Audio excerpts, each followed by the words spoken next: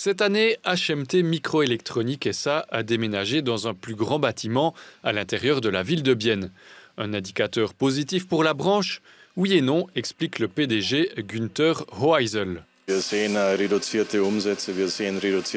Nous voyons que les chiffres d'affaires et la demande sont en baisse chez nos clients. C'est parce que le marché entier s'est complètement emballé ces 3 dernières années, avec la location, avec la pénurie que nous avons dans le marché et la hauteur de la demande qui a atteint un niveau inégalé jusqu'à présent.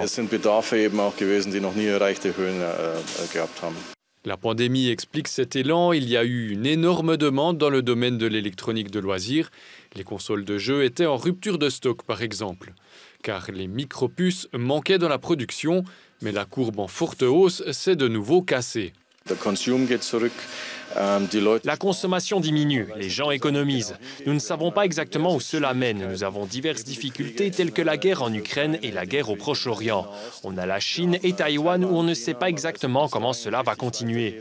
La crise climatique, les problèmes contre lesquels nous luttons sont très divers.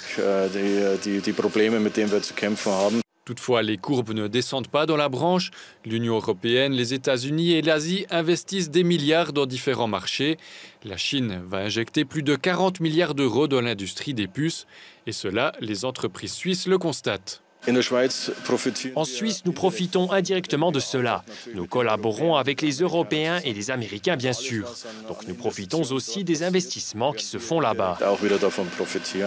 L'entreprise biennoise HMT Microélectronique existe depuis la fin des années 70. Elle connaît donc le marché en conséquence, ce qui bouge et ce que le futur amènera. Cela diminue, mais il y a les faits. Dans les dernières 30-40 années, il y avait une croissance continue de 10 à 20% par an, et cela va se poursuivre. Günther Hoheisel prévoit que le marché se tranquillise d'ici la fin de l'année.